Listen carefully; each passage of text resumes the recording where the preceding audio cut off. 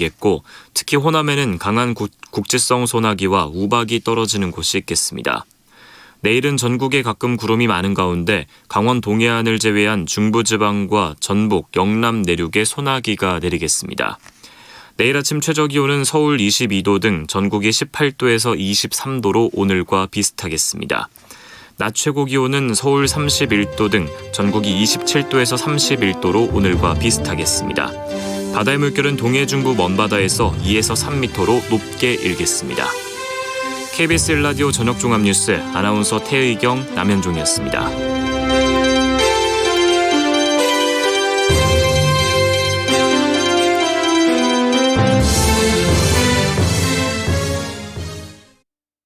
지금 시각 7시 20분입니다. KBS.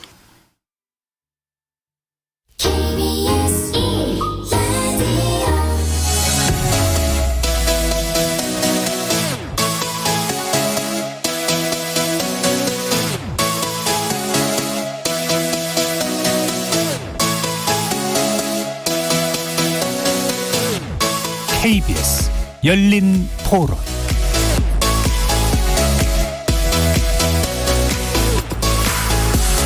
안녕하십니까. KBS 열린 토론 정준희입니다.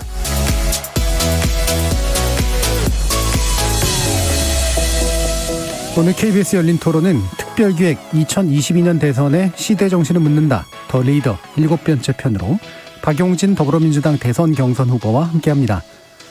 지난 2011년 민주당의 전신인 민주통합당에 입당한 이후 20대 총선의 승리로 국회에 입성한 박용진 후보.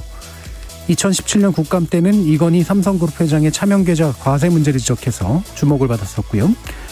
이후에도 삼성의 경영권 승계 문제에 집중해 삼성바이오로직스의 분식회계 문제도 밝혀내면서 삼성저격수라는 별명을 얻었습니다. 국회 상임위를 정무위에서 교육위로 옮긴 이후에도 비리사립 유치원 명단을 발표하면서 저격수의 면모를 여실히 보여주었는데요. 교육 문제 중에서도 특히 사립학교 관련된 문제는 그들만의 카르텔이 워낙 견고한 데다 지역에서 영향력이 있는 경우가 많아서 그간 정치권에서는 사립학교의 문제를 알고도 쉬쉬하는 분위기였죠. 당선시킬 수는 없어도 낙선시킬 수는 있다는 교육계 카르텔에 맞서서 끝까지 가겠다던 그는 이른바 유치원 3법을 관철시키고 21대 국회에 다시 입성했습니다. 그리고 박용진 후보는 정치, 경제, 사회, 패러다임의 전환을 주장하면서 이번 대선에 젊은 후보로서의 출사표를 던졌습니다. 코로나19 팬데믹으로 인해 그 어느 때보다 국가와 지도자의 리더십이 중요한 시기. 지금부터 두 분의 정치 전문 패널과 함께 박용진 더불어민주당 대선 경선 후보의 정치 철학과 정책, 소신 날카롭게 검증해보고 분석해보는 시간 갖도록 하겠습니다. KBS 열린 토론은 여러분이 주인공입니다. 문자로 참여하실 분은 샵 9730으로 의견 남겨주십시오. 단문은 50원, 장문은 100원의 정보 이용료가 붙습니다.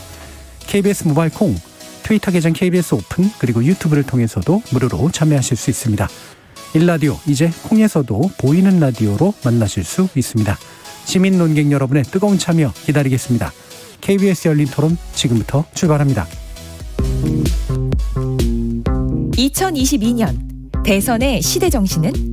공정이요. 솔직하게 월급 오르는 거요. 그게 최고인 것 같아요. 사회 갈등 해소를 해주셨으면 좋겠습니다. 아파트 값이 굉장히 많이 뛰어서 이제는 꿈조차 꿀 수가 없게 됐더라고요. 코로나19가 빨리 물러갔으면 좋겠어요. 계층 간 불평등 많아요. 일자리 문제 좀 해결해 주셨으면 좋겠어요. 동생 생기면 좋겠어요. 엄마, 동생 좀 낳아주시면 안 돼요? 안 돼요.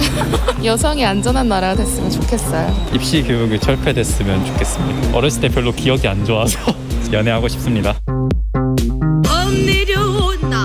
봄이 내려온다. 지금 우리에게 필요한 리더십을 묻습니다. KBS 열린 토론 특집 더 리더 지금 시작합니다. 해머리 흔들며 전동 같은 앞다리. 더 리더 7번째 손님으로 박용진 더불어민주당 대선 경선 후보 모셨습니다. 안녕하십니까? 안녕하세요. 박용진입니다. 자, 그리고 우리 더 리더 코너를 더 두텁게 만들어주시는 두 분입니다. 정치평론가 김영준 명지대 교수 자리하셨습니다. 네, 안녕하세요.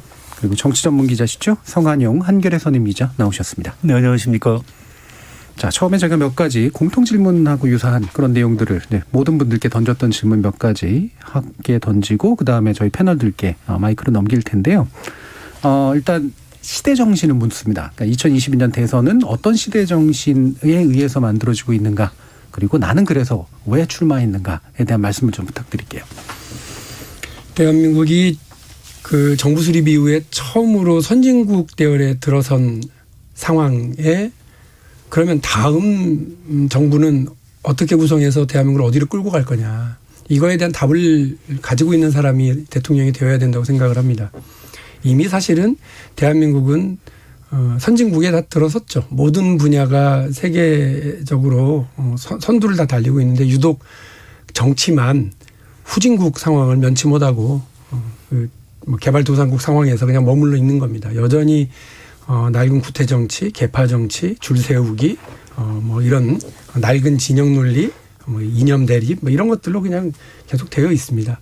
이런 부분에서 일단 민주당이 좀 변해라라고 하는 이야기, 또 대한민국 정치도 좀 싹 좀 바꿔라, 이런 부분에서 기존의 낡은 정치 문법으로부터 가장 자유로운 사람, 그리고 대한민국 국민들이 바라는 행복국가, 국가는 부자가 됐다는데 국민들의 주머니는 여전히 가볍고 나라는 선진국이라는데 우리 국민들은 행복하지 못한 그런 상황을 좀 타개해 달라고 하는 그런 열망들이 있다고 저는 보고 있습니다. 정치가 변해야 대한민국의 미래도 분명하고 또 밝게 만들어 나갈 수 있다고 생각을 하고요.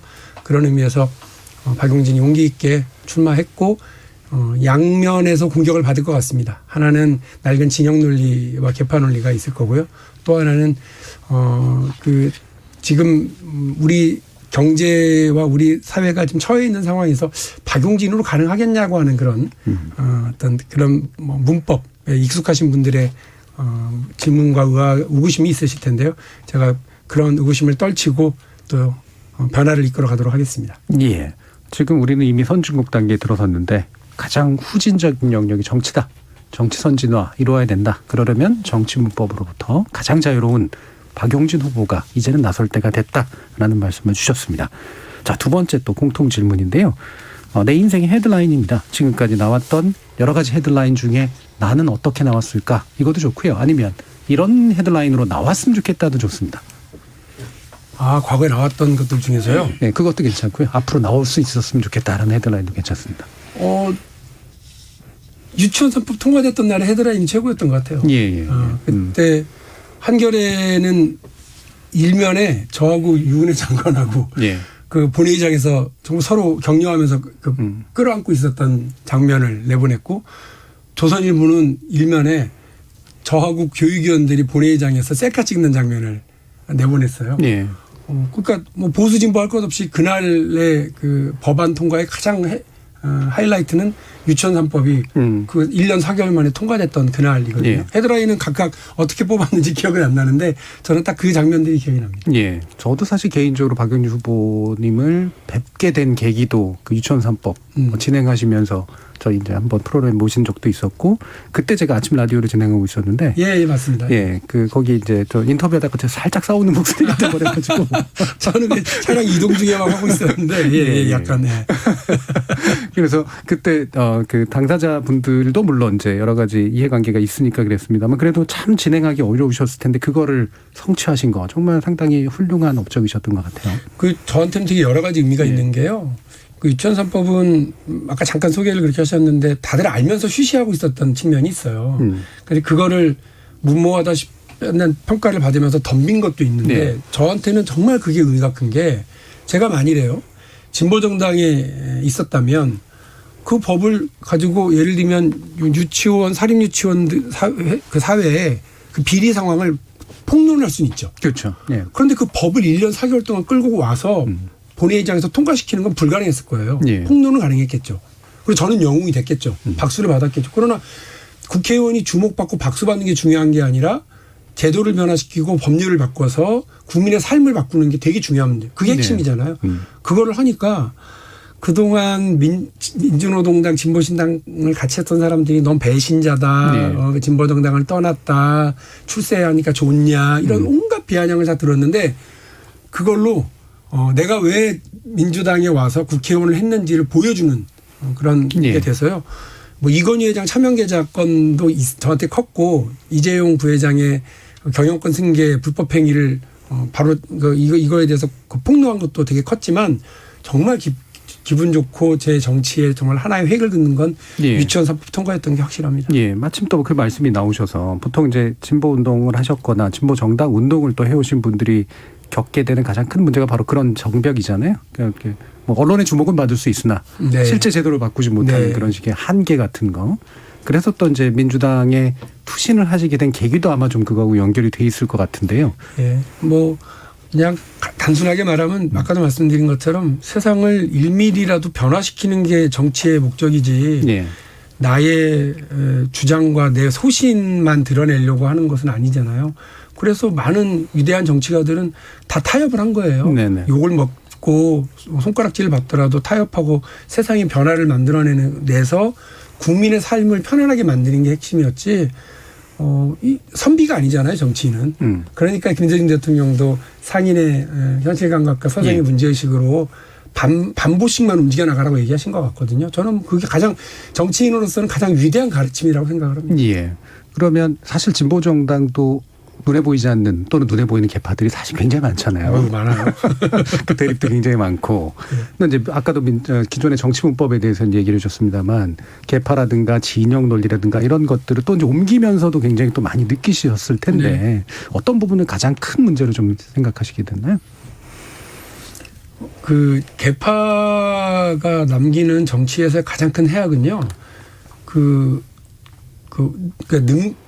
국민의 삶을 바꿀 만한 리더십을 갖고 있지 못하더라도 그 개파의 어깨 위에 서서 자기의 지위를 공고히 하는 사람들이 이 리더십을 발휘한다는 거예요. 무슨 말이냐면 집단 속에서 그냥 그게 물려받은 것이든 본인이 투쟁을 해서 얻은 것이든 그 자리를 차지하면 자기보다 훨씬 국민에게 설득력을 갖추고 있고 정치력과 리더십이 있는 사람이라 할지라도 밀어내고 그 위에서 자신의 의지를 관철시킬 수 있는 구조가 만들어지니까 이게 물론 정치는 혼자 하는 거 아닙니다만 이런 과정이 반복되면서 자꾸 이렇게 어떤 다른 생각을 갖는 사람 혹은 다른 길을 찾으려고 하는 발상전환을 가지고 있는 사람들 문제제기 집사 이런 사람을 자꾸 추방합니다. 이렇게 추방하는 방식으로 가게 되면 그 사회 전체가 획일화되죠. 그 집단 전체가 획일화되고 그러면 저는 창조적인 방식으로 사회나 그 집단이 발전해 나갈 가능성을 스스로 제어해 나가거든요. 개파가 갖는 가장 큰 문제는 저는 그거에 있다고 보는데 그래서 저는 뭐 개파의 가담이라면 좀 이상하고 들어가거나 아니면 거기에 무슨 하려고 하는 노력을 해본 일이 없는 것 같아요. 별로 이렇게 그런 방식보다는 토론하고 합의하고 잠깐 그 일을 같이 해나가는 사람들을 찾아가고 거기에서 서로 갖는 동지애랑 동료애는 분명히 따로 있는 건데 우리가 다른 건 토론할 거 없어. 우리 같은 개파에서 결정했으니까 오더가 내렸으니까 하는 거? 저 이런 거는 정말 안 된다고 보고요. 일본 정치가 우리 한국 정치보다 아주 열심히 후진적인 건 뭐냐면 개파 정치가 거기는 뭐 거의 공부하다는 거고요. 되게 자랑스럽게 생각하더라고요. 그 명함에다가 내가 무슨 파인지 써놨어요. 어떤 사람. 그걸 보고 제가 어이가 없었는데 보스가 오지 않으면 밥도 먹지 않는다. 그 이상한 서열주의. 그리고 할아버지 지었고 아버지가 물려받고 아버지 지었고 아들이나 딸이 물려받는 그런 거를 아무렇지도 않게 생각하면서 그 국민들로 하여금 정치 참여의 길 차단하고 막는 저는 그것 때문에 일본 정치가 저 모양 저 꼴이라고 생각하는데요. 한국 정치는 그보다는 더 역동적인 건 맞지만 이걸 넘기 위해서는 개파의 이런 뭐 긍정적인 측면도 있습니다. 부정적인 측면은 최대한 내부에서 투쟁하고 싸워서 최소화시켜내는 작업들을 계속 해야 된다고 봅니다. 개파 정치가 뭐 정치를 혼자 하는 건 아니지만 하지만 대중들이 필요로 하는 인물의 차단, 인물의 진출을 차단하는 그런 골목대장 위주의 어떤 논리 이런 것들이 이제 굉장히 강하게 비판해 주시기도 했습니다. 자, 마침 또 이런 정당 정치나 이런 얘기들이 또 나왔기 때문에 김영준 교수님께 마이크를 한번 넘겨볼까요? 2000년도에 1월 달에 민주노동당이 만들어졌잖아요. 그때 문화일보가 선정한 차세대 리더 100인에 뽑혀졌어요. 그게 21년이 됐네요. 21년 전인데. 그런 거 보면은 그게 맞은 것 같아요. 대신에 포함이 되실 정도로. 근데 아마도 그렇게 좋은 평가를 받는 이유 중에 하나는 이게 소신 있는 정치인, 특히 미움받을 용기인데 자기 지지층으로부터 미움받을 용기라고 봐요. 그래서 우선 좀 재선의 연신인데 예. 당론 투표하고 소신 투표하고 충돌될 가능성이 굉장히 많잖아요. 많죠. 그럴 때 당론 투표는 없다라고 분명히 얘기를 했는데 관계 당론은 없는 거죠. 의정활동 하시면서 혹시 이 소신 투표 때문에 당론 투표가 이렇게 좀 충돌된 적이 있었는지 또 왜 그렇게 됐는지 또 있으면 한번 좀 얘기 좀 해 주시기 바랍니다. 최근에요. 이건 뭐 행복한 투표이긴 했는데 제가 공정경제 3법 상법 개정안부터 시작해서 공정거래법 개정안 등등을 쭉 밀어붙였거든요. 제가 법안도 냈고. 근데 이거를 통과시키는데 아쉽게도 뭐 예를 들면 전속고발권이라든지 이런 것들 폐지하는 것은 다 없어져 버렸어요. 그리고 3% 룰 이런 것도 그냥 이렇게 양보를 한 채로 넘어갔고요. 근데 너무 고민인 거예요.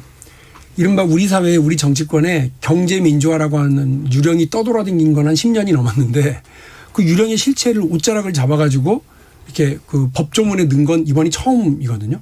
이걸 통과시켜야 한다라고는 의지는 분명했는데 제가 아까 말씀드린 것처럼 정치는 혼자 하는 게 아니니까 뭐 경제계도 반발하고 야당도 반발하고 이러니까 조정을 했어요. 근데 저는 최전방 공격수 역할을 했거든요. 다 통과시켜야 된다. 그러나 어쨌든 당과 청와대에서 조정을 했어요. 막 욕을 먹어가면서 조정을 또 했어요. 그러니까 제가 이 법안이 통과되는 것이 70%짜리라도 통과되는 것이 일보 전진은 맞거든요. 그러나 그 당론 투표임에도 불구하고 저는 기권을 했어요. 왜냐하면 미진한 부분이 분명히 있다라고 하는 걸 역사에 남기고 싶다라고 하는 게 제 의지였고 이 경우에는 제가 기권을 던졌거든요. 이런 경우는 행복한 경우라고 생각하고요. 어떤 경우는 잘 납득이 안 되고 이해가 잘 안 되는 경우도 있는데 그냥 우하고 통과시킬 때 같이 해주는 경우들이 있었어요.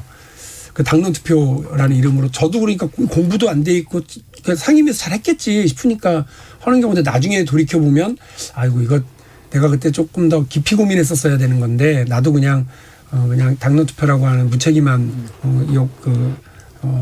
바구니 안에서 같이 그냥 묻어갔구나 하는 그런 느낌이 드는 경우는 있었습니다. 그러니까 예를 들면 뭐 타다금지법 같은 경우도 뒤에 생각해 보니까 이거 나랑 생각이 안 맞았던 건데 그때 조금 더 논의할 걸 이런 게 있었고 뭐 우리 내부적인 혼란도 많았는데 뭐 지금 벌써 이제 돌아오는 부동산 관련 법안들 이제 좀 다 다시 수정하기도 하고 이렇게 하고 있는 것들에서도 제 공부가 부족했던 부분들이 있다는 걸 솔직히 말씀드립니다.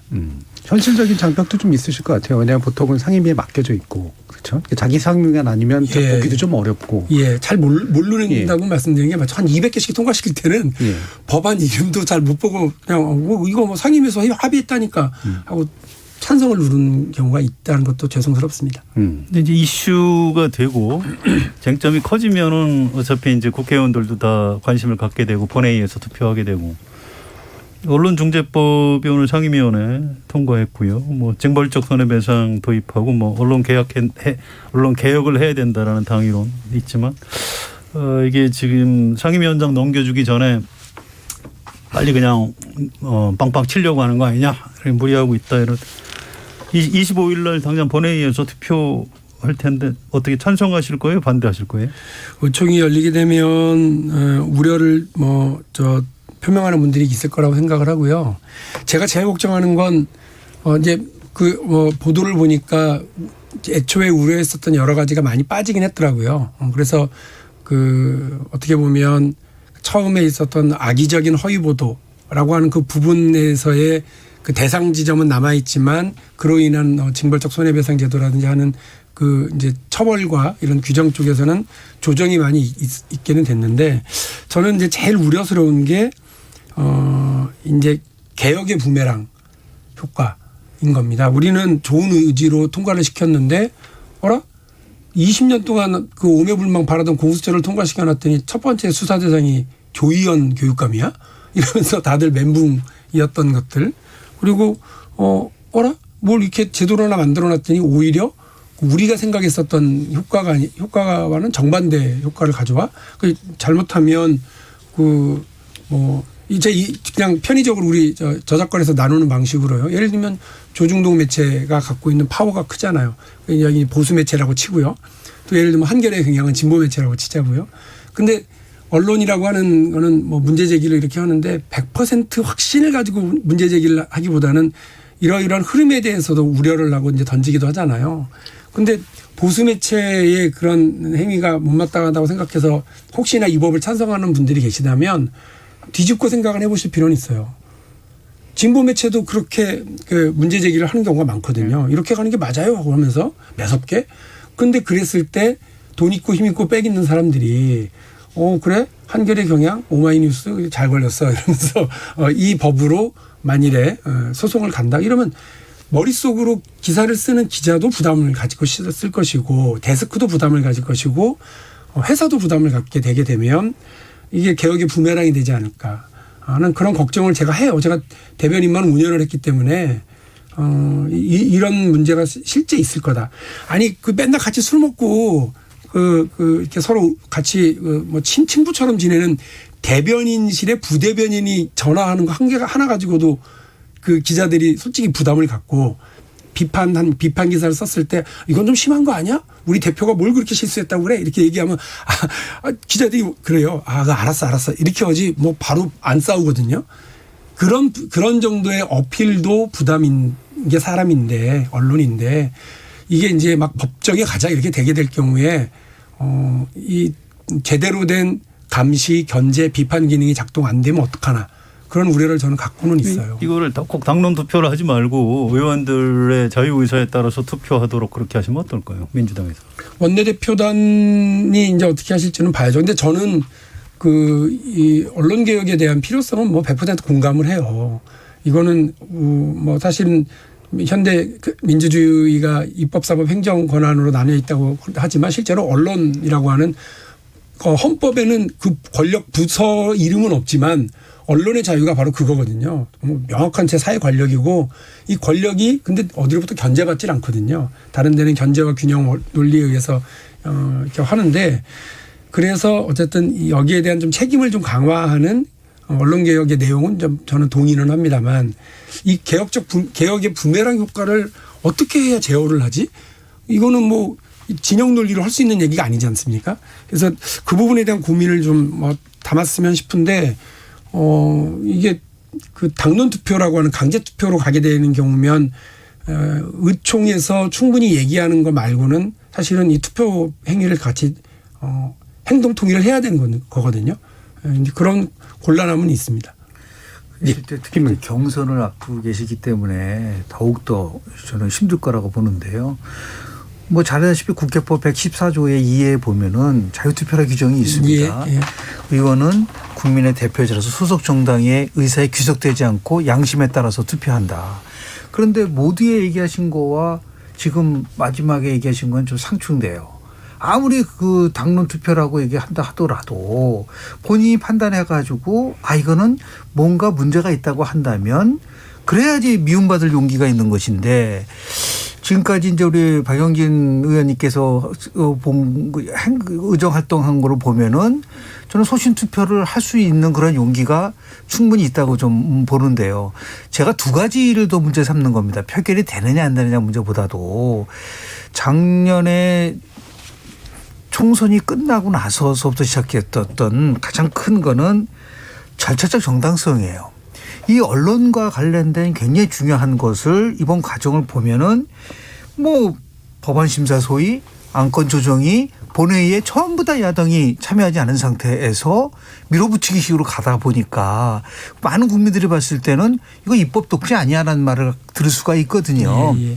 의총에서 저는 내용도 중요하지만 더 이상 민주당이 이런 식으로 계속 힘의 논리에 의해서 의정 활동하는 것은 정말 문제가 있을 수 있다라는 것을 정말 용기 있게 얘기를 해줘야 되는 게 아닌가라는 의미에서 한번 좀 여쭤보고 싶은 거죠. 말씀드린 것처럼 이 법안 전체에 대한 문제의식이라기보다는 저는 그런 우려 부분에 대한 해소가 아직 안 돼 있는 건 맞아요. 그러니까 개혁 부메랑이라는 게 있을 텐데 오히려 우리가 이런 우려 지점을 놓치고 있는 건 아니냐라고 하는 부분은 있습니다. 그거는 따로 좀 확인을 해봐야 되겠다는 생각이 있고요. 이게 답답한 게 그런 거죠. 그 입법 독재라고 하는 것 때문에 대선에서 우리가 오히려 불리한 상황에 놓일 수 있다. 이러니까 국회도 다시 정상화라는 이름으로 야당에게 상임위를 돌려주고 이렇게 하자고 하면서 그 돌려주기 전에 일을 처리하자라는 식으로 이게 가는 게 이게 모순되는 일이거든요. 의총 때는 그 돌려주기로 한 협상을 막 비난도 엄청 많이 받았지만 잘했다 하는 의원들도 많았어요. 나와서 발언하신 분들도 많았고 그래서 그렇게 해서 가야지. 근데 이제 그 돌려주기 전에 요거는 좀 처리하고 가자라고 하면서 이게 밀어붙이니까 저는 지금 당장 이길 수는 있지만 대선에서 질 수 있다라고 하는 그런 두려움 때문에 우리가 국회 정상화의 양보를 대폭한 거거든요. 근데 또 이렇게 하면서 가는 게 일단 이거는 근데 부담스럽긴 한데 이게 참 고도의 정치적인 판단이고 지도부가 선택을 해서 밀고 나가는 일이 되다 보니 뭐 저로서는 비판적이고 우려스러운 지점은 있지만 또 뭐 정당을 같이 하는 입장에서 뭐 제가 이거 끝까지 막 이건 된다 안 된다 이렇게 얘기하는 게 어떤가 싶어요. 고민스럽습니다, 솔직히. 너무 무거운 걸 질문을 드려가지고 약간 죄송한데요. 아까 가볍게 하자고 그러셨더니 영 뭐 초반부터. 근데 처음에 이제 우연히 그 쟁점이 돼서 그렇게 질문을 드렸고요. 이제 정치인 박용진의 리더십 부분도 궁금한 게 사실 많습니다. 그런데 박용진 의원님은 워낙 유명하신 분이라 다 알 것 같지만 또 사실 그렇지도 않아요. 71년생이고 이제 50세시고요. 고향이 전북 장수 출생으로 돼 있는데 사투리 전혀 안 쓰시고요. 네. 고향이 전북이신가요? 어떻게 된 겁니까? 전북 장수군 맞고요. 네, 전주에서 전주 진북초등학교를 다니다가 서울로 전학을 왔어요. 그래서 뭐 사투리를 집안 사람들이랑 그 지역을 가면하고 이렇게 공무를 수행할 때는 사투리를 잘 쓰지 않죠. 서울로 유학을 오신 건가요? 아니면 아닙니다. 아버님 따라서? 부모님과 함께 다. 부모님이 어떤 직업 가지고 계셨나요? 아버지가 경찰 공무원이셨어요. 근데 이제 비간부시죠. 네, 비간부 경찰 공무원. 알겠습니다. 아까 이제 출마 그 선언문에 보면 계파를 배경으로 삼지 않겠다 했고 이제 계파로부터 자유로운 정치인 얘기를 굉장히 많이 하시잖아요. 그런데 이런 궁금증이 있어요. 그 정치라는 게 이제 또 혼자 할 수 없는 거라고 아까 말씀을 하셨듯이 박용진 대통령이 되면 장관들을 누굴 시킬까? 그러니까 지금 경선 또 캠프안에 지금 도와주는 현역 의원들이 어떤 분들이 계신지 주변에 같이 친한 사람들을 좀 소개를 해 주시면 어떨까 싶은데요. 친한 사람들이라고 하면 동료 정치인들 꼭 개파라기보다 저희가 수요일 날 점심을 계속 먹는 그룹 모임 그러면서 당내 현안을 얘기하는데 바깥에 얘기하지 않고 내부적으로 충분히 얘기할 수 있는 사람들이었어요. 부산의 박재호 의원 그리고 제주의 위성권 의원 수원의 김영진 의원 또 지금 당대표 비서실장 의원이 김영호 의원 또 남양주의 조웅천 의원 그리고 정춘숙 의원 이렇게 있고 꼭 한 명이 기억이 안 나. 저기 대전의 조승래 의원. 뭐 상당한 계파를 거느리고 계시고. 근데 이분들하고 정말 속 깊게 얘기더라고요. 당내 운영과 관련해서는 꼭 한 명, 두 명씩이 전략기획위원장을 맡고 있거나 당의 대변인을 맡거나 요직을 하고 있어서 그분을 통해서 의사 전달을 했어요. 그랬기 때문에 바깥으로 우리가 떠들진 않았던 거고요. 초선 때부터 계속 이렇게 모임을 같이 해오고 그래서 한 벌써 4년 넘는 상당히 오래된 그룹이죠. 이 국회는 안 돌아오셨습니다만 김혜영 의원과 그리고 김성수 의원, 이훈 의원도 그 멤버였어요. 그분들이 좀 밀고 올라오셨으면 좋겠어요. 그러니까 사실 이런 게 있어요. 그러니까 좀 이른바 그 586 그 세대보다는 바로 아래시잖아요. 예. 근데 이제 맨날 종북 386 이제 보수에서 그러니까 당내에서도 386들이 너무 오랫동안 다 말아먹는다. 이거 좀 비켜달라.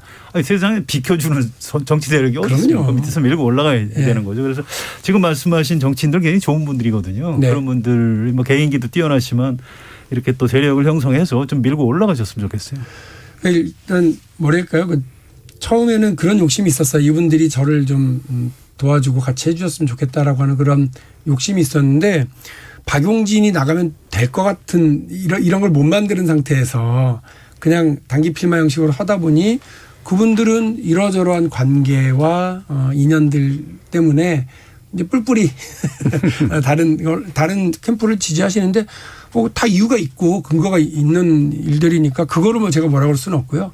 다만 제가 이번 경선의 중반을 넘어서면서부터 계속 얘기하는 게 유능한 진보의 길을 열겠다는 거였습니다. 그 유능한 진보라고 하는 게 진보가 북한 혹은 안보 문제에서 유약하다라고 하는 오해 그리고 부동산 먹고 사는 문제 민생 경제에서 실력 없다 무능하다라고 하는 비판 이런 문제에서 저는 든든한 안보 실력 있는 경제를 통한 이 유능한 진보의 길을 열겠다라고 하는 부분을 이제 적극적으로 얘기하고 있거든요. 근데 그런 면들이 다 쉽지가 않아요. 북에 대해서 할 말한다고 하는 게 쉬운 일이 아니죠. 왜냐하면 한반도 평화 화해 교류 협력의 길을 넓히자고들 계속 당론을 가지고 왔는데 제가 그래서 최근에 그렇게 얘기해요. 여러분은 낡은 진보는 김대중 대통령의 햇볕 정책을 계승한다면서 세 번째 것만 계승하고 있다. 첫 번째 무력 도발을 용납하지 않는다. 두 번째 흡수 통일에 반대한다. 세 번째가 그를 바탕으로 남북 화해 교류 협력을 확대한다는 거였어요. 그게 세 번째만 하는 거예요. 그러니까 북이 뭐라고 하든 개성공단을 폭발을 시키든 어쨌든 간에 계속 우리 국민들은 저거 뭐야? 응? 여기 민주당은 진보는 북한이 뭐라고 그래도 그냥 가만히 있고 참고 인내하는 것이 진보야. 불안해하시죠. 그러니까 한반도 프로세스라고 하는 그런 프로그램이랑 이런 것들이 실현되는데 계속 불안함을 느끼고 보수야당이 그를 비판하게 되는 게 더 공명이 더 커지는. 이거 벗어나야 된다고 생각을 합니다. 그래서 분명하게 안보에 대한 강력한 의지를 보여줘야 된다고 생각하고 두 번째는 이 민생 문제, 경제 문제에서 민주당이 뭐 적극적으로 해야죠. 제가 심지어는 코로나 경제 상황을 극복하자는 거에서 그 포인트를 어디다 뒀냐면 그 법인세 감세, 소득세 감세를 명확하게 했어요. 그랬더니 당내에서 비판이 그러면 소득세와 법인세를 어느 정도 감세할 것이고 그 효과가 뭔지를 얘기하는 게 아니라 그거 국민의힘에서 하는 얘기인데 말이야. 박용진 변했어. 이렇게 나오더라고요. 그렇게 얘기하시면 낡은 진보예요. 진영 논리에 갇혀서 얘기하시는 거예요. 김대중 대통령도 법인세 감세한 적이 있고 노무현 대통령 법인세 감세한 적이 있고 우리 정부 들어서는 증세 조치를 취한 적이 있지만 최근에 2021년 그 세법 개정안을 내면서 그 안에 보면 세법 개정안 안에 보면 박용진이 얘기하는 감세 정책들이 담겨져 있거든요. 왜 이런 걸 못 보냐. 경제 정책이라고 하는 게 증세일 수도 있고 감세일 수도 있지. 그걸 진영 논리로 바라보는 게 어디냐. 제가 막 이렇게 얘기를 하고 돈 많이 쓰는 거 그리고 세금 많이 걷는 거 그게 진보의 길인 것처럼 낡은 생각 가지고 있는 것도 난 벗어나야 된다고 생각하거든요. 그런 어떤 당내 금기 그다음에 낡은 오래된 이런 문법 이런 것들하고 다 하다 보니까 박용진이 변한 거 아니야? 저 왼쪽에서 열심히 뛰더니 어느 때 또 오른쪽 가 있어. 이래서 제가 그 얘기를 할 때 저 여의도의 손흥민이 될랍니다. 왼쪽 공격수가 중앙 돌파도 잘해야 골도 넣고 그러죠. 이렇게 얘기를 하고 있는 중이에요. 예. 이게 뭐 어떻게 하다 보니까 얘기가 좀 길어졌죠. 예, 원래는 이제 어떤 분들과 친하고 어떤 그쵸? 인선이죠. 그러니까 인선의 어떤 폭들을 가지고 계시는가 해서 아마 간접적으로 짚어보고 싶으셨던 분이 있었던 것 같아요. 근데 아마 그 과정에서 중요한 이제 실력 있는 진보에 대한 소신이 또 함께 들을 수 있는 그런 기회가 있었고요. 김현중 교수님 또 들어보죠. 유능한 진보가 되려면은 전제 조건이 유연한 진보가 돼야지 유능한 진보가 되지 않겠나라는 걸 제가 평소 생각을 하는데요. 평상시에 여론조사 결과에 대해서 믿는 편이십니까? 그 추세나 그렇죠. 하나의 그 중거로 삼습니다. 그렇죠. 이재용 부회장 가석방 관련돼서 좀 여쭤보고 싶은데요. 여하튼 국민들의 70% 정도는 가석방에 대해서 찬성을 했고 그리고 청와대에서는 국익을 위한 선택이라고 얘기를 했기 때문에 많은 부분들 속에서 이제 앞으로 이제 물론 어떠한 일을 할지 기대를 이제 하고 있는데 반해서 우리 이제 박용진 지금 후보님께서는 이거 굉장히 잘못된 특권을 인정한 것이다라고 비판을 했고 법을 유린하고 평등하지 않게 적용하는 것들은 잘못된 거다라고 얘기를 하셨는데 지금도 이렇게 유연하게 진보적인지 말씀을 많이 하셨는데 그런 면에서 봤을 때는 이재용 부회장 가석방에 대해서도 새로운 시각에서 볼 수 있는 건 아닌지 그걸 여쭤보고 싶습니다. 사회 기득권 세력, 특권 세력들에게 또 다른 특혜와 특권을 하는 것이 진보하고 무슨 관계가 있겠습니까? 그게 유연한 것과 아무 관계가 없다고 저는 생각을 해요. 여론조사 결과는 70%가 찬성하는 걸로 나왔던 거 저도 알고 있습니다. 그리고 대통령이 결단했다고 청와대가 밝혔기 때문에 거기에 또 토를 다는 게 얼마나 불리한 일인지 저도 잘 압니다. 그러나 법이잖아요. 불쌍하고 억울한 사람들이 있어서 여론조사로 풀어주거나 이러진 않지 않습니까?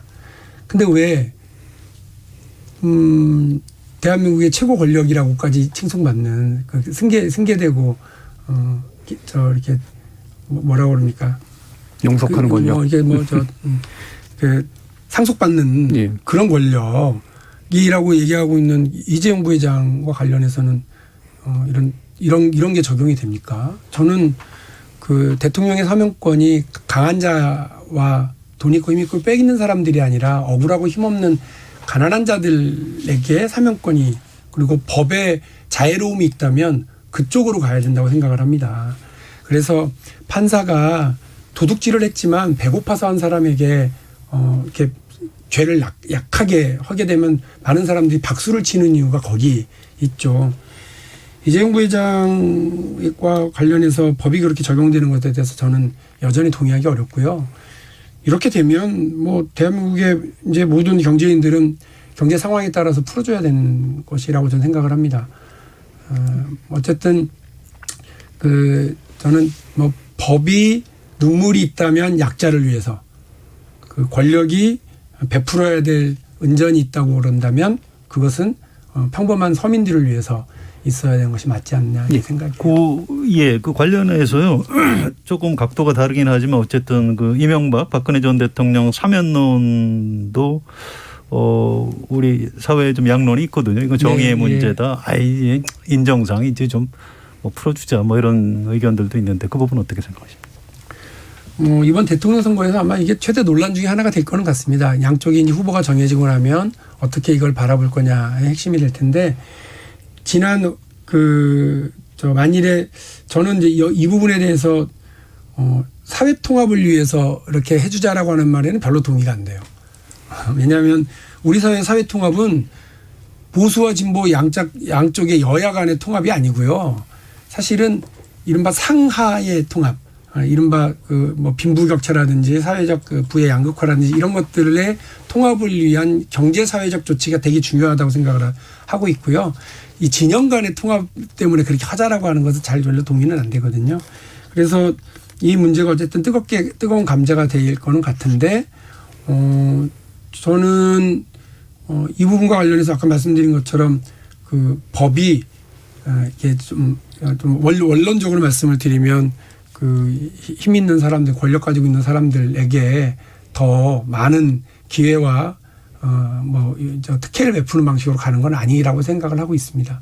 그런데 좀 뒤집어서 좀 여쭤보고 싶은 거는 고도의 정치적 판단에 의한 사면과 지금 얘기하는 이제 가석방이라는 그 사법적 절차는 저는 다르다고 봐요. 저도 그렇게 봤어요. 네, 그렇기 때문에 저는 만약에 지금 박 의원님 말씀대로 한다고 하면은 대통령의 사면론이라는 거는 존재 가치가 없을 수도 있다.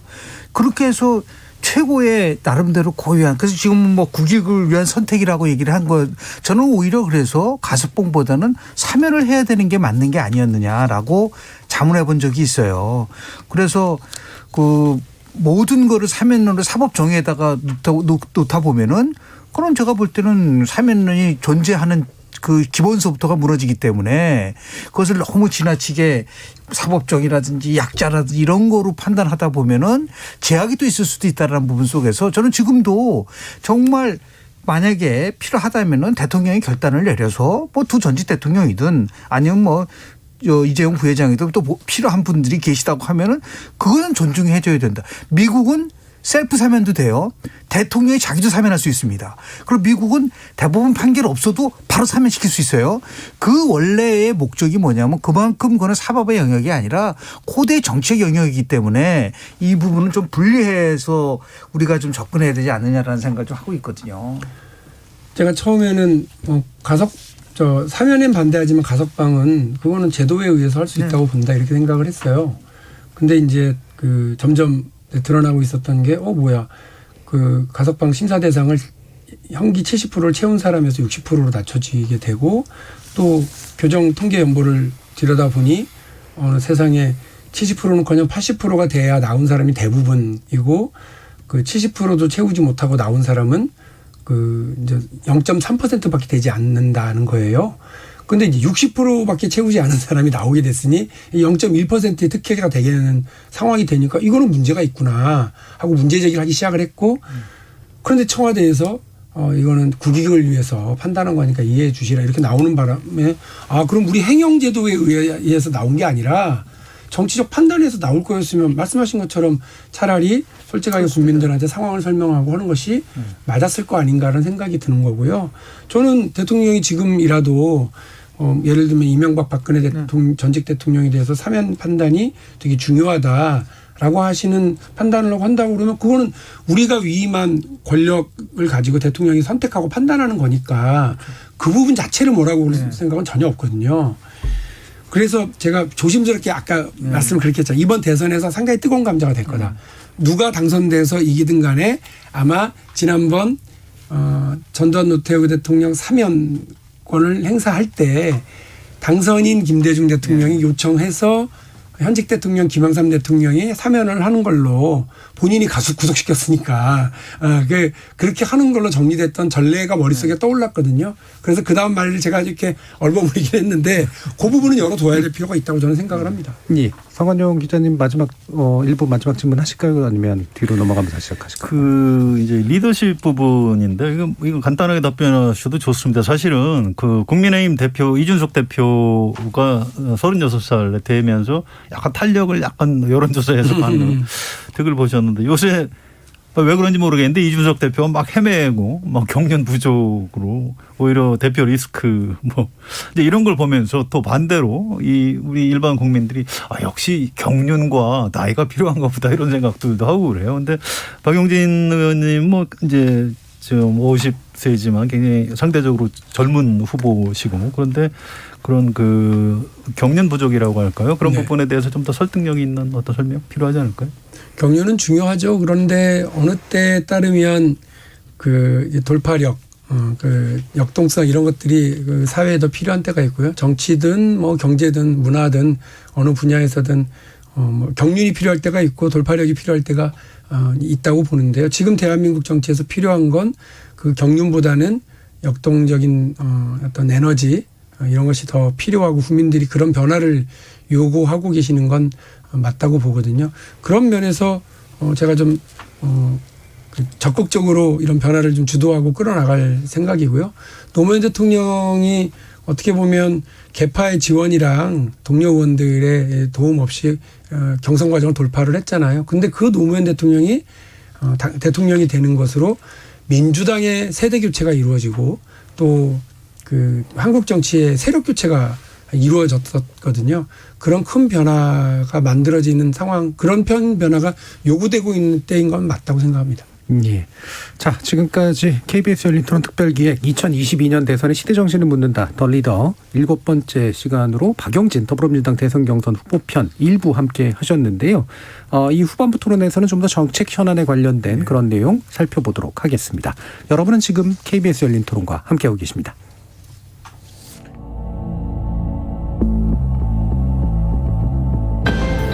지금 여러분께서는 KBS 열린 토론 특별 기획 2022년 대선의 시대 정신을 묻는다. 더 리더 박용진 더불어민주당 대선 경선 후보 편을 듣고 계십니다.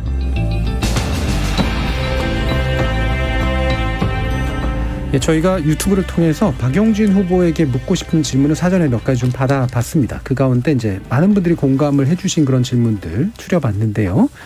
몇 가지만 또 그중에서도 다시 추려서 좀 말씀을 드려볼까 합니다. 처음에 이제 MIK님께서 이런 질문을 해주셨어요. 대통령이 되면 이거 하나 반드시 하고 싶다. 뭡니까? 라는 질문 주셨네요. 1호 공약 국부펀드 만들어서요. 한국 경제가 배하고 자동차만 팔아서 돈을 버는 게 아니라 이 국부펀드로 돈을 벌어서 나라도 부자로 국민도 부자로 만드는 걸 보여드리고 싶어요. 이게 실제 가능하냐고들 다들 그러시는데 가능합니다.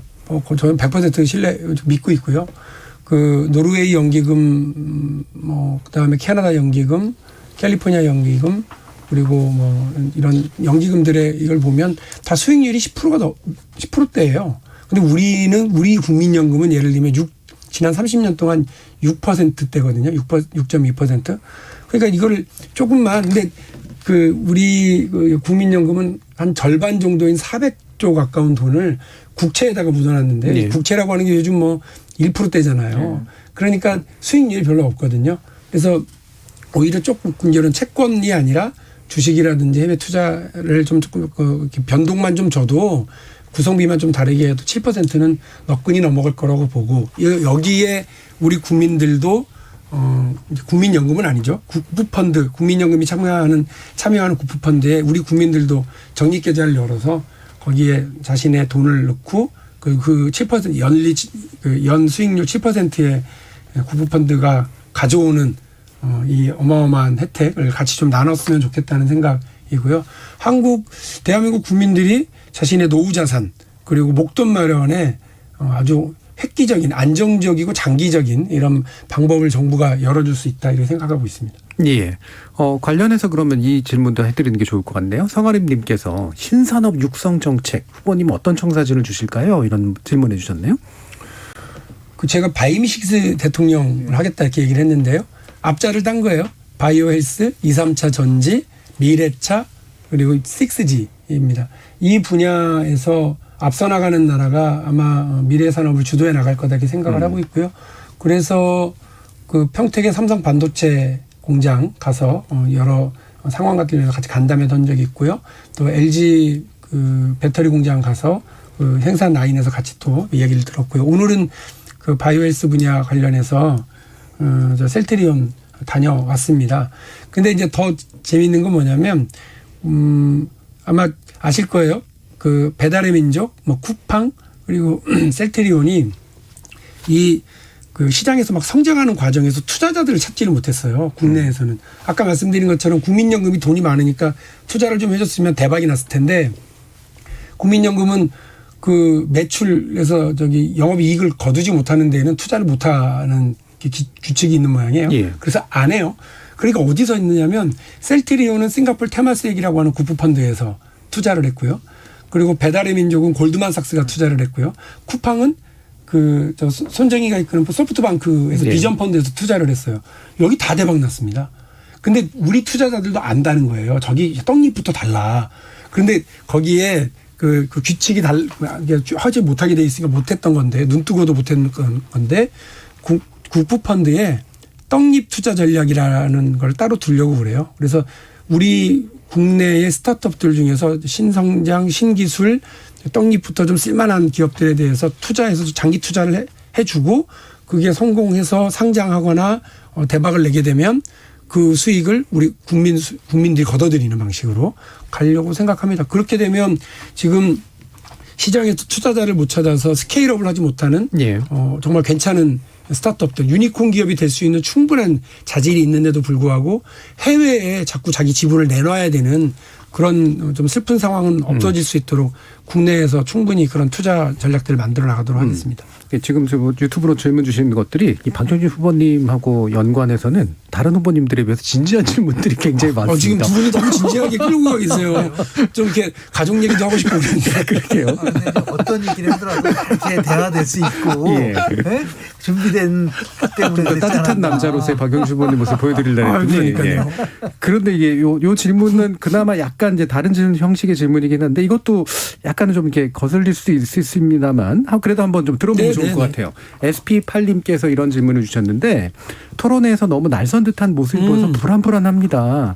저격사운 면모를 너무 지나치게 많이 보여주시는 거 아닌지 싶어요. 라는 말씀 주셨는데 살짝 화가 난 듯하다 뭐 이런 얘기를 제가 주변에서 좀 듣기도 했었어요. 실제로 그런 건 아니시죠? 그런 건 아니고요. 예. 캠프의 작전이 뭐 일단 1등 후보 붙잡고 정책 검증 한번 세게 해보자. 예. 이거였어요. 그리고 열심히 했죠. 캠프에 가서 욕을 얼마나 먹었는지 몰라요. 아니 이재명 후보한테 화났어요. 뭐 계속 그러면서 정말 욕을 많이 먹었어요. 캠프에서. 근데 그 논리적인 토론으로 질문하고 끌고 나가는 것의 문제가 아니고 시간이 급하니까 계속 이렇게 몰아붙이는 방식으로 이제 이렇게 한다. 지금 국정감사장에서 장관 우리 이제 전문 용어로 조지다 그러잖아요. 장관 조지듯이 그렇게 하시면 어떡하냐. 이런 비판을 많이 받았고 본 경선에 올라가서는 그래서 내 얘기 많이 하는 쪽으로 했고 상대 후보가 자꾸 막 시간을 끌고 이러면 막 하거든요. 그래서 아예 상대 후보를 보지 말고 카메라만 보고 얘기해라. 예. 그래서 이렇게 작전이 좀 바뀌기도 했습니다. 예. 이게 아무래도 또 6명이 한꺼번에 하다 보니까 생기는 제약도 굉장히 좀 큰 것 같아요. 아무래도 좀 깊이 있게 토론하기가 좀 어려우시죠? 그때는 또 8명, 9명이 그러니까 처음에는 더 답답했고 그때 이제 우리 이제 정진희 아나운서랑 같이 이제 했었는데 다른 방송에서 이제 질문을 하면 안 된다. 이거였어요. 네, 룰이 그렇게 돼 있었어요. 룰이 질문하면 안 된다. 그래서 근데 이제 제 얘기를 끌어가려면 이거 맞으시죠? 이 정도는 들을 줄 알았는데 제가 그렇게 툭 던졌는데 갑자기 딱 제질하시더라고요. 그러면서 시간이 한 10몇 초 가니까 멘붕이 오기 시작하더라고요. 그래서 그런 어떤 그 현장에서 벌어지는 상황에 따라서 좀 이렇게 너그럽게 대처하고 이렇게 좀 가져갈 필요가 있는데 막 시간에 쫓기니까 그렇죠. 예. 다른 후보들도 다 그러시더라고요. 시간에 쫓기니까 아쉬운 것도 많고. 예. 앞으로 또 이제 토론이 좀 더 좀 밀도 있게 진행되고 또 깊이 있게 진행되는 그런 모습 좀 나왔으면 좋겠는데 오늘 또 특별히 모신 이유는 말씀하실 것들을 이제 오늘은 나 혼자서 하실 수 있기 때문에 굉장히 유리한 조건입니다. 오늘 지금은 이제 송한영 기자님부터 한번 그럼 두 번째 질문부터 주실까요? 예, 이제 정책과 관련해서 몇 가지 근데 중요한 것만 시간이 별로 많지 않으니까 핵심적인 것만 질문 드릴게요. 일단 문재인 정부 이제 임기가 다 돼 가는데요. 문재인 정부에서 뭐 잘한 것도 있지만 잘못하고 한계를 보인 데서부터 차기 대선 주자들이 출발해야 된다고 봅니다. 문재인 정부의 가장 그 잘못한 정책이 뭐라고 생각하십니까? 뭐 100% 우리들이 다 똑같이 생각하고 있는 게 이제 부동산 문제예요. 그러니까 주거가 불안하면 국민들의 삶이 흔들리고 주택 문제가 불안해지면 정권이 흔들리거든요. 알겠고요. 근데 이 질문을 드린 이유는 왜 그 부분을 잘못했다고 왜 실패했다고 보시는지 이유 분석을 어떻게 하고 계십니까? 원인. 저는 그 집값 폭등이라고 하는 결과를 가져왔고요. 그래서 내 집 마련의 꿈 자체를 허물어지게 만드는 것이 있다고 봐요. 근데 이 이유 중에 하나가 왜 그런지 모르겠는데 보수 진보 할 것 없이 강남 3구 아파트값 잡는데 모든 총력전을 벌이더라고요. 그리고 시장 대결주의적으로 나가게 되면 저는 진다고 보거든요.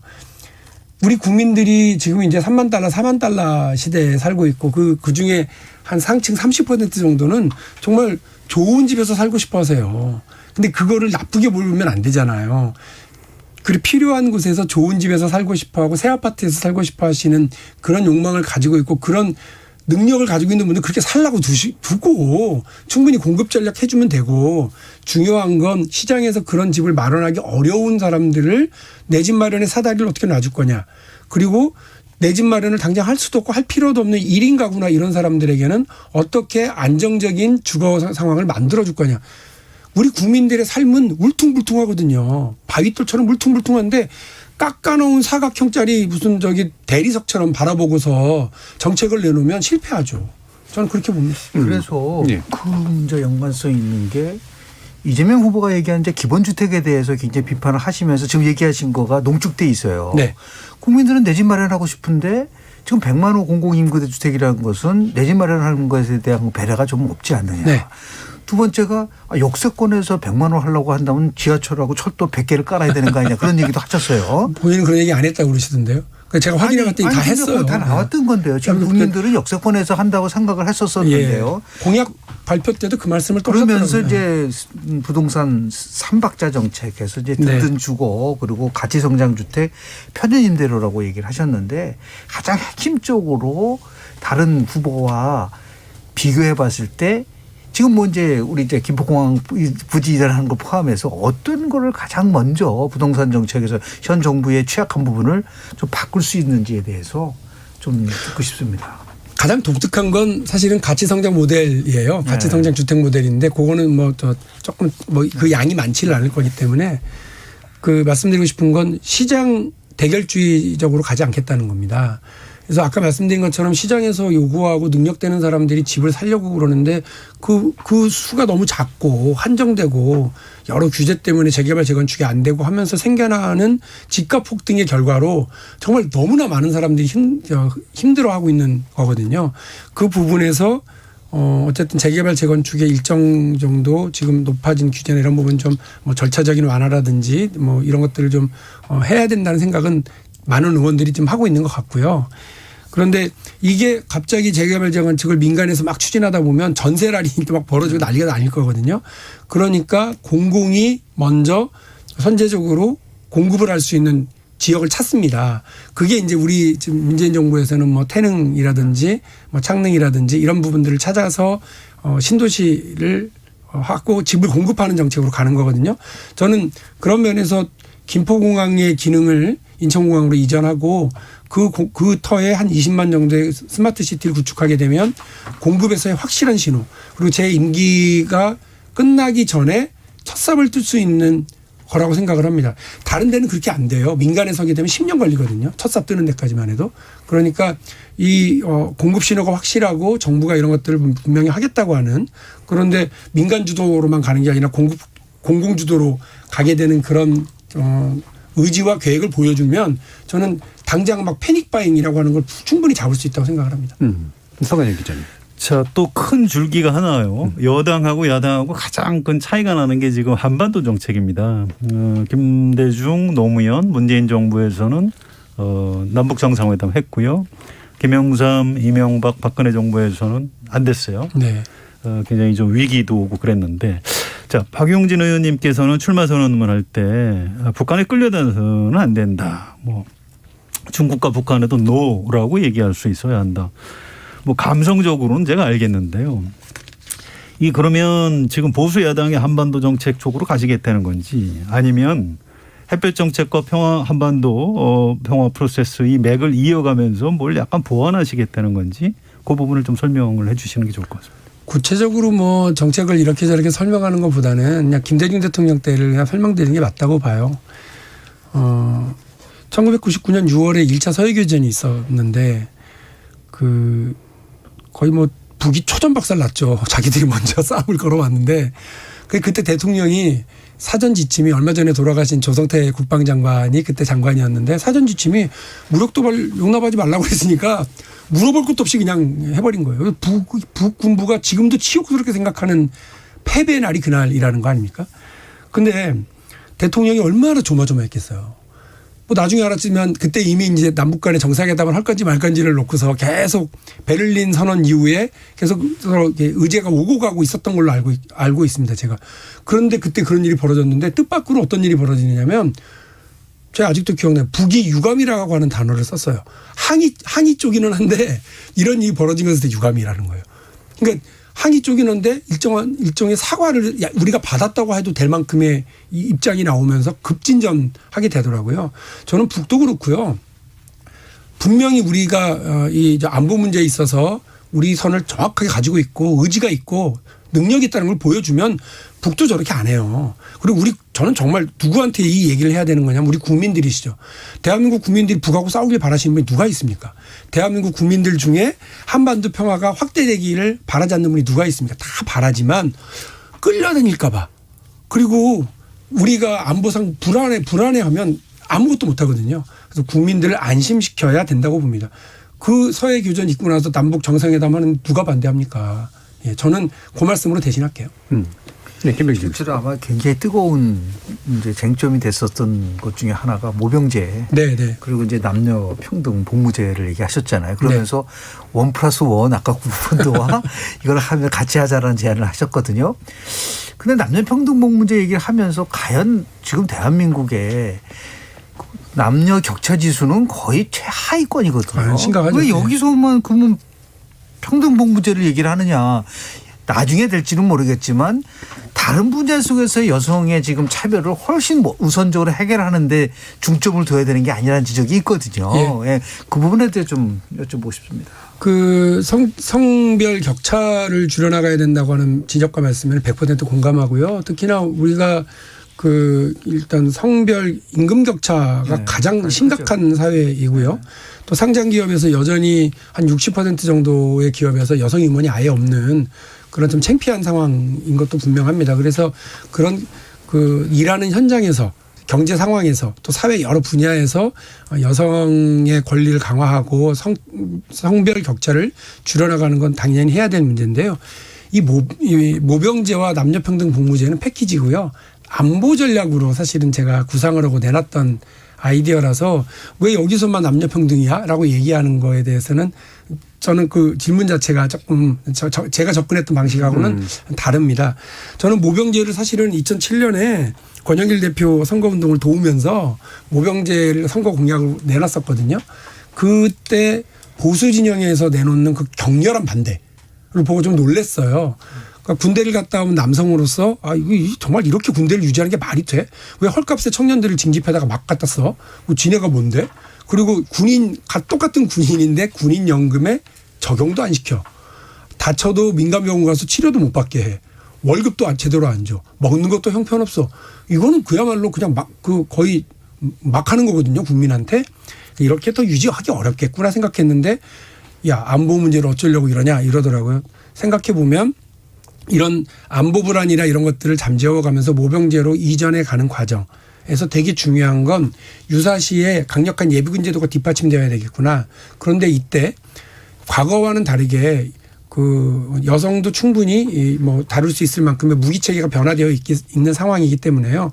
저는 적어도 이제 그 한 40일에서 100일 정도의 기초군사 훈련을 받는 것으로 한다면 여성도 충분히 군 복무를 의무화할 수 있다고 봅니다. 이 모병제긴 하지만 징병제가 그 의무병제가 이제 기반에 깔린다고 보시면 될 것 같고요. 다만 그 기간이 아주 짧죠. 40일에서 100일 정도가 되고 유사시에 동원될 수 있는 예비군 체제로 편제해서 이렇게 뭐 적어도 제대하고 10년 정도를 훈련을 받는 이런 시스템을 유지하면 한반도는 대한민국은 유사시면 수백만 명의 예비군이 현역으로 징집돼 가지고 전투에 투입될 수 있는 나라가 될 수 있겠다.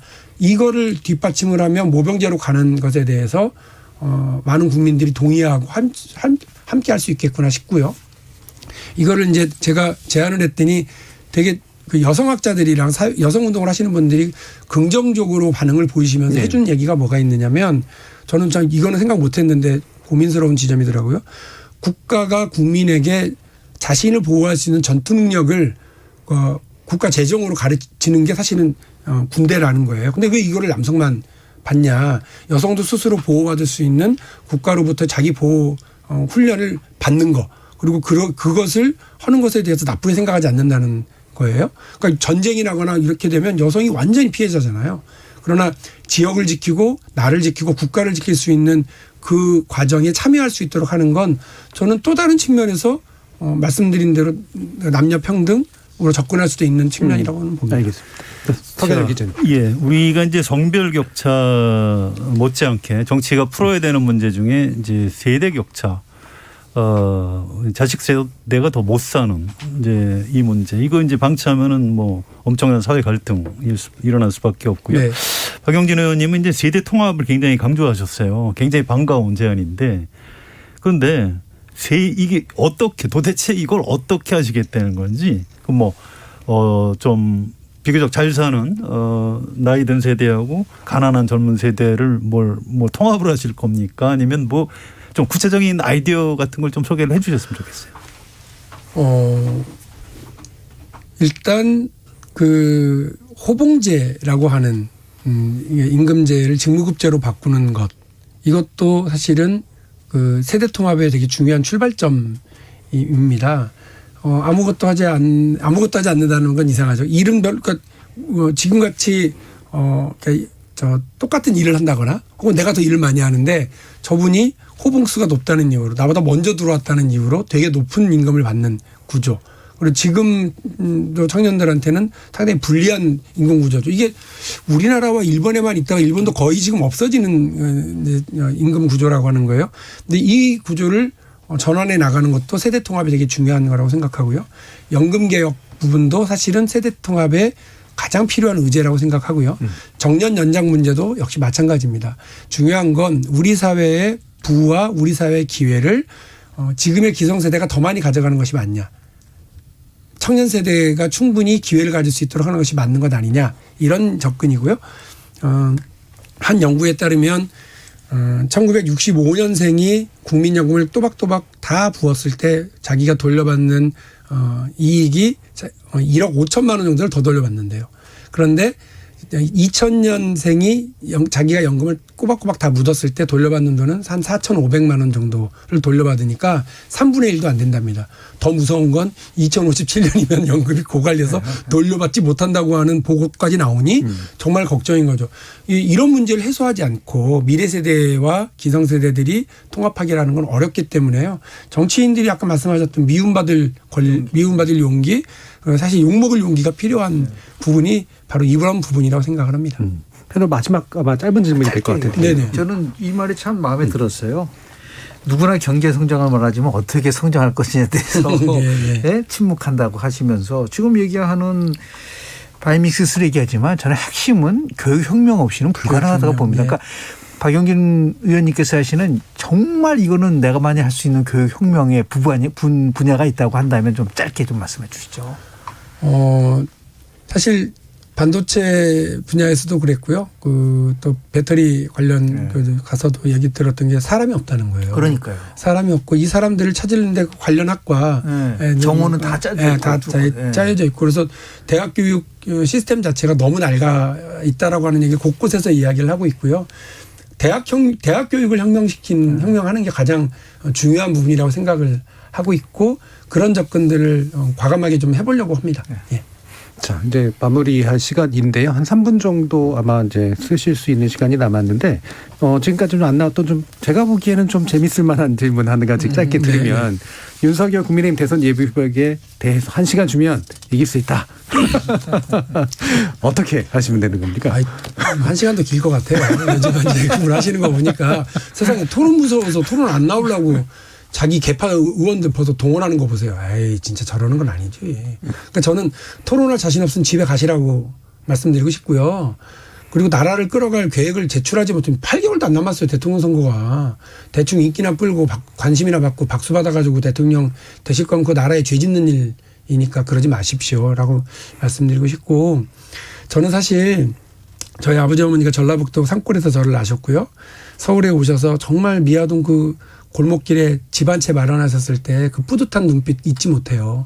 그리고 그 집 앞에 88년, 89년 아니면 91년인가 그때쯤에 그 현대차에서 막 나온 그 엑셀이라고 하는 승용차가 있어요. 그거 하나 갖다 놓고 막 우리 삼남 일녀 서로 막 타보라고 이러시면서 그 좋아하시던 나를 잊지 못합니다. 근데 이 어른들이 열심히 일하면 내 집 마련, 내 차 마련이 가능했던 세대예요. 어찌 보면 제 세대도 그렇습니다. 열심히 노력하면 한국 사회가 배신 안 했거든요. 근데 지금 우리 청년 세대들도 그런가요? 저는 그래서 우리 국민의 소박한 삶 5가지. 내 집 마련, 내 차 마련, 그리고 가족의 건강, 자녀의 교육, 노후 자산. 이 5가지를 풀어드리지 못하는 진보는 진보가 아니에요. 이 5가지의 소원을 들어드리지 못하는 정부는 정부가 아니라고 생각합니다. 평범하지만 꼭 필요한 이 5가지 국민의 소망을 이뤄드리는 그런 정부의 대통령이 되겠습니다. 예. 아마 실질적으로 마지막 질문이 될 것 같은데 이건 공통질문 반드시 하는 거라고 꼭 드리겠습니다. 자, 리더란 무엇이다 라고 정의해 주시면서 오늘 이야기 한번 마무리 지어 주실까요? 아까 계속 해 주신 말씀입니다. 욕먹을 각오가 되어 있고 욕먹을 용기가 있는 사람이 그 시대 리더입니다. 뭐 세종대왕이 뭐가 아쉬워서 한글을 만들려고 했겠어요. 그 반대를 무릅쓰고. 김대중 대통령이 뭐가 아쉬워서 어렵게 대통령 됐는데 5년 잘 편안히 있다 가도 되는데 그렇게 안 하고 욕 먹어가면서 초고속 인터넷 고속도로를 깔았던 거 아닙니까? 저는 그런 지도자의 결단이 나라를 바꾼다고 생각을 합니다. 만델라도 마찬가지예요. 그 욕을 먹어가면서 그 자기 지지층들한테 배신자 소리를 들어가면서 내전을 막으려고 평화협상을 하잖아요. 저는 그게 진짜 용기지 당장 자기 지지자한테 박수 받고 좋은 댓글 받으려고 정치하는 거 아니지 않습니까? 국민에게 꼭 필요한 변화를 만들어내는데 제가 욕을 먹고 제가 손해를 보더라도 밀고 나가는 게 정치라고 생각하고요. 예. 주판을 튀겨가지고 이익 보는 대로 따라가는 건 장사하는 사람들의 이익 논법이고요. 정치하는 사람의 정치 지도자의 이익 논법은 달라야 된다고 생각합니다. 지금의 알겠습니다. 손해가 오히려 더 큰 변화를 가져올 거라고 생각합니다. 자, 열린 토론 그럼 이것으로 모두 마무리하겠습니다. 오늘 함께해 주신 박용진 더불어민주당 대선 경선 후보 그리고 김영준 명지대 교수 성한용 한겨레 선임 기자 세 분 모두 수고하셨습니다. 감사합니다. 고맙습니다.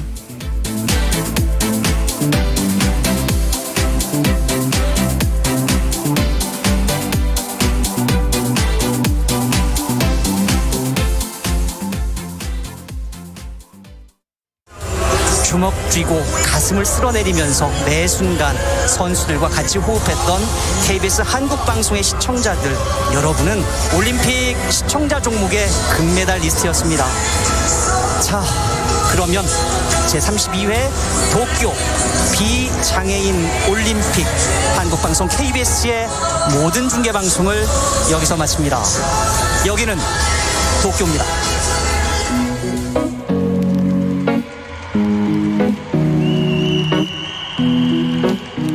우리 모두의 올림픽은 아직 끝나지 않았습니다. 8월 24일부터 열리는 제16회 도쿄 패럴림픽. 장애인과 비장애인이 함께 만드는 행복한 올림픽이 되도록 KBS 라디오가